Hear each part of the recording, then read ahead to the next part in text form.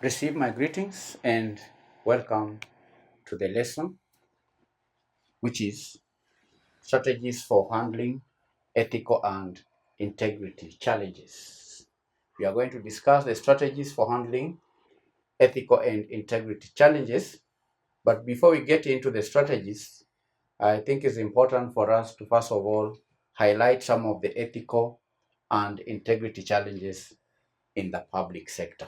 So let's first identify some of the challenges. These are ethical and integrity challenges in the public sector. Now, ethical and integrity challenges are pervasive, you can say, in Kenya's public sector, which hinder the sector's efficiency, effectiveness, and public trust. And there are several key issues that contribute to the complex problem of ethical of ethics and integrity in the public sector in Kenya today. And the first challenge is corruption. One, corruption. Corruption. Corruption remains a significant challenge, manifesting in bribery, embezzlement, fraud, and abuse of office. And corruption erodes public resources. Corruption distorts decision-making processes. It also perpetuates inequality in the society. And the 2021 National Ethics and Corruption Survey by the Ethics and Anti-Corruption Commission found that bribery remains the most prevalent form of corruption in service delivery in Kenya. The second challenge is nepotism and favoritism.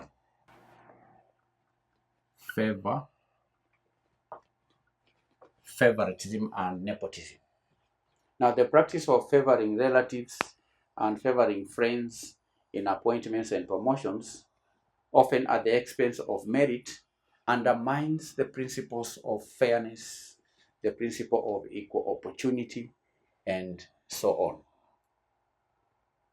And that can lead to incompetent individuals occupying key positions, which then hinders service delivery and erodes public trust. In Kenya today, we have individuals holding office to which they do not qualify at all, and that is because of nepotism and favoritism, where individuals are appointed and promoted to positions which they do not merit. That is a challenge in public sector. There is also lack of transparency and accountability. Accountability and transparency. Lack of transparency and accountability is another challenge. There is opacity in decision-making processes and lack of access to information, which fuel suspicion and mistrust. And the absence of clear accountability mechanisms allows unethical behavior to go unchecked, further eroding public trust and confidence in the public sector.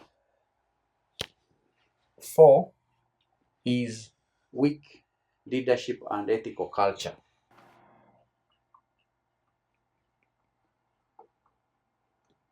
In the public sector in Kenya, we have a weak leadership and ethical culture. This is lack of strong ethical leadership at various levels of the public sector, which sets a poor example for employees. And when leaders engage in or tolerate unethical behavior, it creates a culture of impunity where corruption and other malpractices thrive. So when leaders are unethical, then it sets a very bad example, because remember, it all begins at the top. When the tone at the top is an ethical tone, then that is a challenge to integrity and ethics in the public sector. 5. Inadequate enforcement of laws and regulations. Inadequate enforcement of laws and regulations. Now, despite the existence of laws and regulations that are aimed at curbing corruption, in Kenya there are many laws, there are many regulations that have been enacted to curb corruption and promote ethical conduct. But their enforcement remains weak, and that's why we have corruption being rampant in the public sector. And that is due to various factors, including inadequate resources. We have also political interference with the enforcement. There is also lack of political will to fight off these malpractices. So there is inadequate enforcement of laws and regulations, which is a challenge. 6 is conflict of interest. Conflict of interest. Public officials often face situations where their personal interests conflict with public duties. And without clear guidelines and robust conflict of interest policies, officials lack or make decisions that benefit themselves or their associates at the expense of public good, and that is a challenge. We've also many instances of abuse of power or abuse of office. The misuse of official authority for personal gain is another ethical challenge, and that can manifest in various forms such as demanding bribes, using public resources for personal purposes, intimidating subordinates, and so on. Abuse of power. We have individuals in power who are abusing subordinates, who are misusing subordinates, and that is a challenge. All right? Intimidating subordinates, using the office for personal gain, abusing the office. This is yet another challenge in the public sector. So there are many challenges like inadequate remuneration also. Inadequate remuneration. We have some officers in the public sector who are not remunerated adequately. Low salaries, poor working conditions for the public servants can create incentive for engaging in corrupt practices to supplement their income, and that can also lead to low morale. It can lead to demotivation, further undermining ethical conduct. So these are some of the challenges of ethics and integrity in the public sector: corruption, nepotism and favoritism, lack of accountability and transparency, weak leadership and ethical culture, inadequate enforcement of laws and regulations, conflict of interest, abuse of power, inadequate remuneration. Now that you've understood the challenges, let's now discuss some of the strategies for handling ethical and integrity challenges. What are some of the methods or approaches that can be used to address these challenges in the public sector? Now, candidates, the public sector in Kenya, just like many others worldwide, faces numerous ethical and integrity challenges which we have highlighted here. And these challenges hinder the efficient and effective delivery of public services. These challenges erode public trust. These challenges undermine the overall development agenda. And to address these challenges, there are various strategies that can be employed. One of them being the strengthening of legal and institutional framework.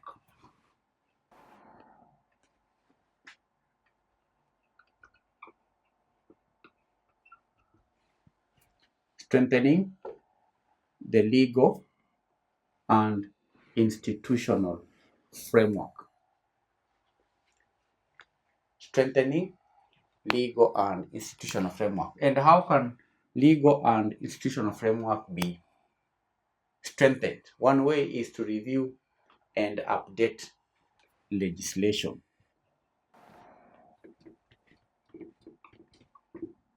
Review and update legislation.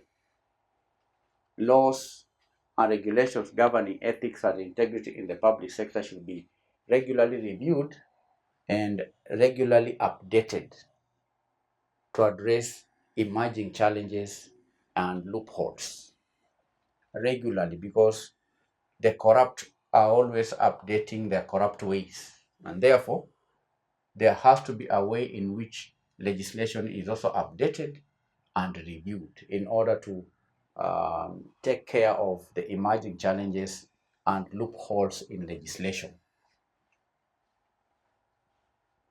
Another way to strengthen legal and institutional framework is to empower oversight institutions.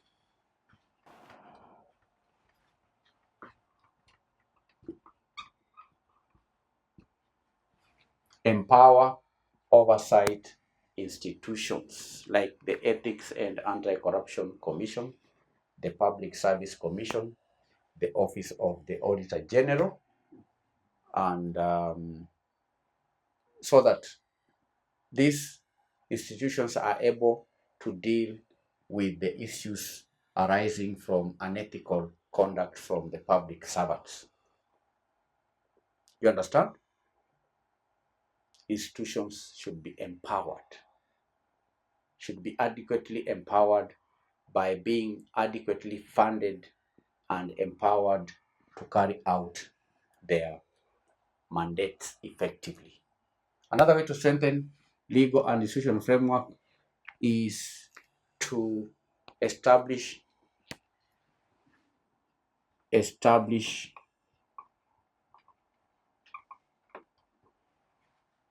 independent ethics bodies.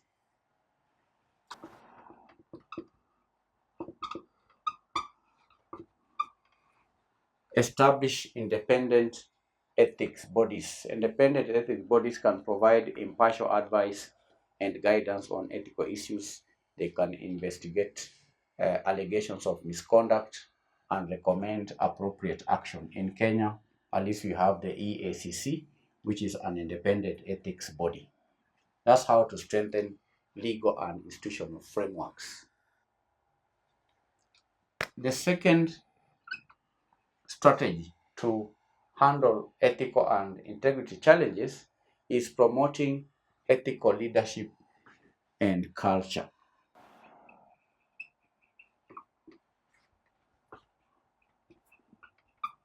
Promoting ethical leadership and culture. And ethical leadership and culture can be promoted through one, ethical leadership training. One way to promote ethical leadership and culture is by conducting ethical leadership trainings. These are leadership development programs which include strong emphasis on ethics and integrity. Leaders should be equipped with the knowledge and skills to create an ethical culture in their organizations. Another way is leading by example. Ethical leadership and culture can be promoted by leading by example. Leaders at all levels should demonstrate a commitment to ethical behavior and hold themselves accountable to highest standards of integrity. Leaders should hold themselves accountable to the highest level of integrity. That is one way to promote ethical leadership and culture, leading by example. 3. Code of conduct and ethics. Code of ethics and conduct. Code of conduct and ethics. There has to be a clear and comprehensive code of conduct and ethics that is developed and communicated to all public servants. And the code should outline expected behaviors and provide guidelines on ethical dilemmas. That is how to promote ethical leadership and culture. The third point is through enhancing transparency and accountability.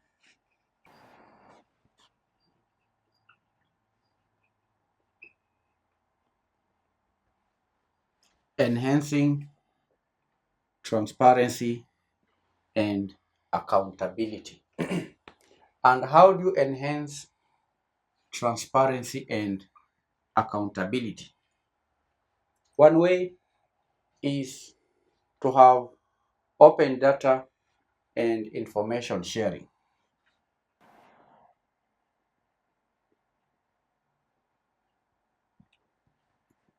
Open data and information sharing. That means making information about government operations, budgets, and contracts easily accessible to the public, because that then can help to deter corruption and promote accountability. By having a system where information is shared openly, that enhances transparency and accountability. 2. Whistleblower protection.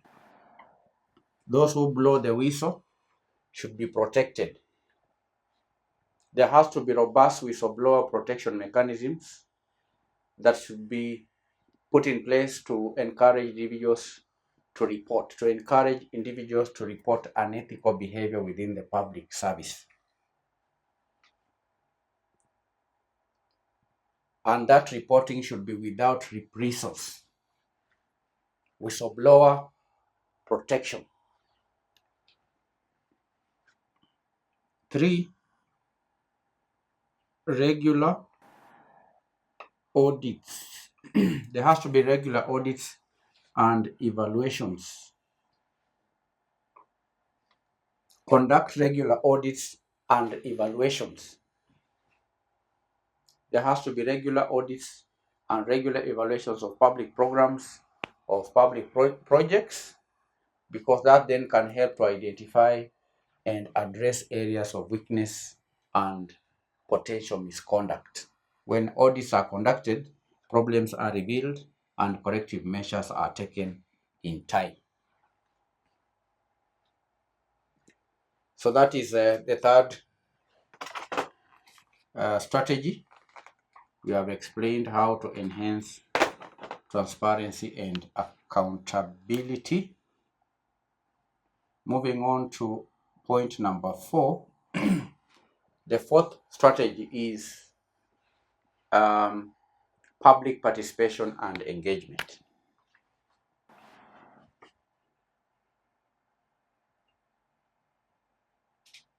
Public participation and engagement is another strategy. And how is this possible? This can be done through one way is through citizen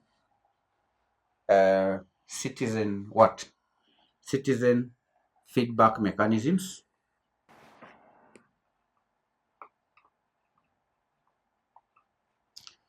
Citizen feedback mechanisms. That means creating channels for citizens to provide feedback on public services, because that then can help to identify areas where improvements are needed and hold public servants accountable. This another way is through participatory budget making. This is B, participatory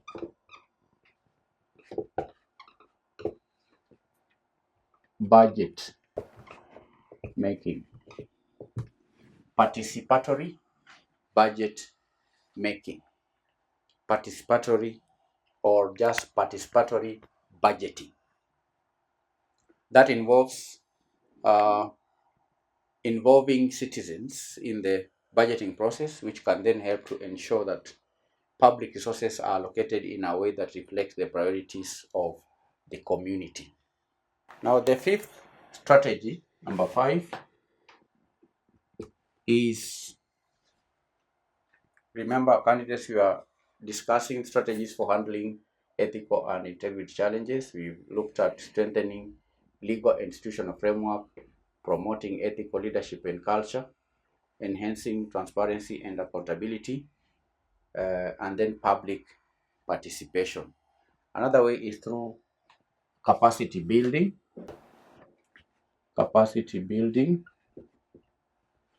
And together with capacity building, we can add training. Capacity building and training can help handle ethical and integrity challenges. And how is that possible? One is through ethics training.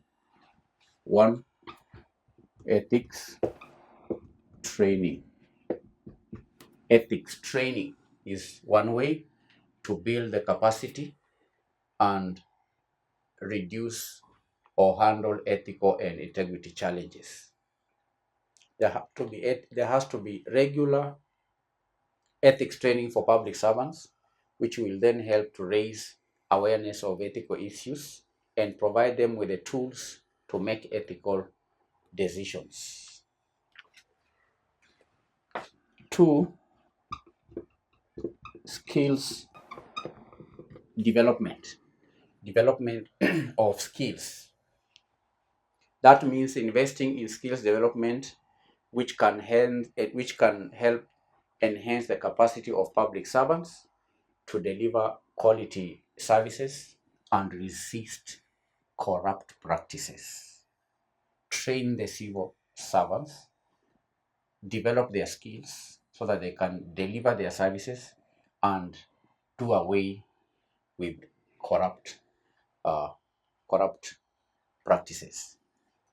That is point number 5, capacity building and training. Now, the next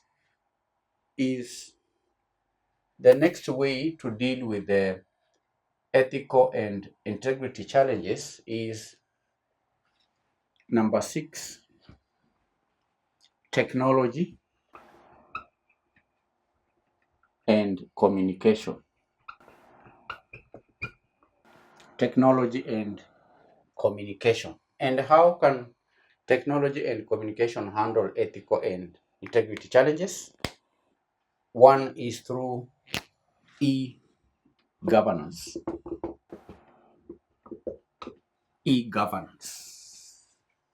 Utilizing technology to streamline processes, to reduce bureaucracy and increase transparency, which can then help to minimize opportunities for corruption. One way to use technology is by having e-technology, which involves utilizing technology to streamline processes. This technology, e-governance, can reduce bureaucracy so that the human element is reduced from government processes, so that people do not deal with people when getting services, but people can engage with websites and other technologies to get government services. Like when applying for licenses, you just apply on eCitizen. When making payment, you make payment electronically. That can help to tackle ethical and integrity challenges. We can also take advantage of data analytics to handle ethical and integrity challenges. Using data analytics to identify patterns of unethical behavior. You can use data analytics to identify patterns of unethical behavior, which can help to target anti-corruption efforts more effectively.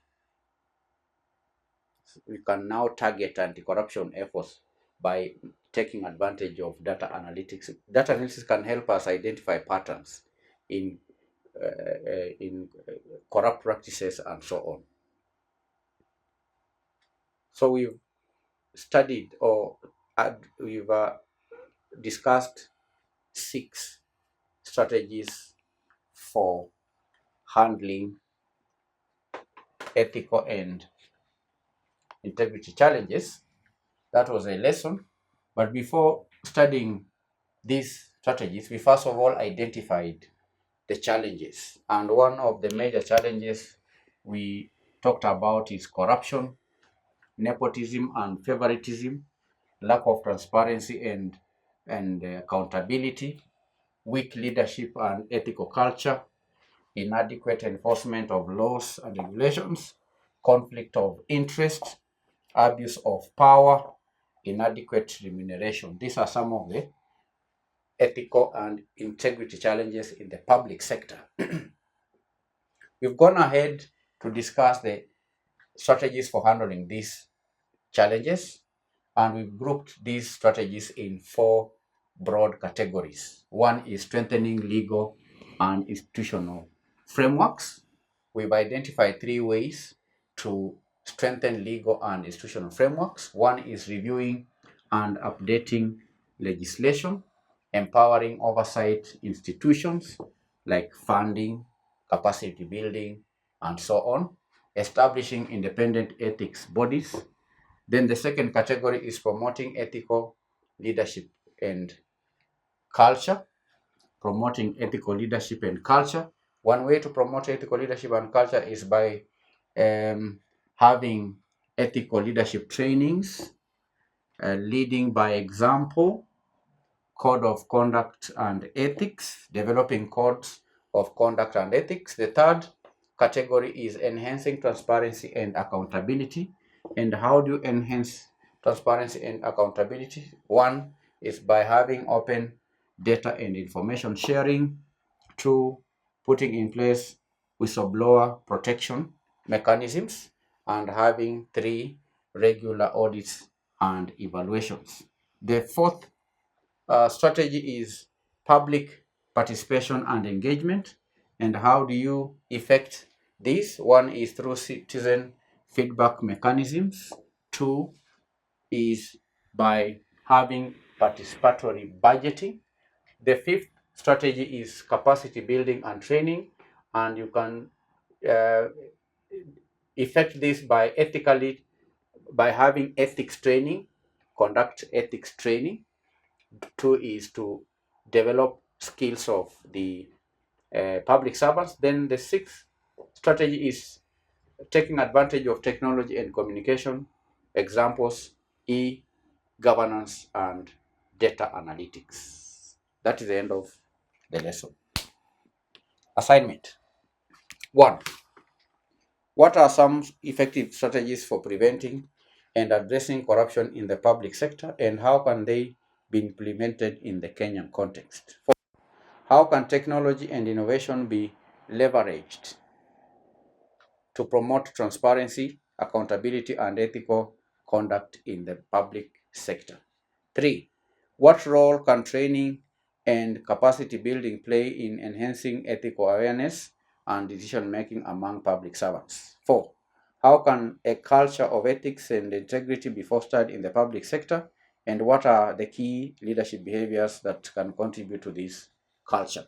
Please attempt the questions. Thank you for attending the lesson. Bye.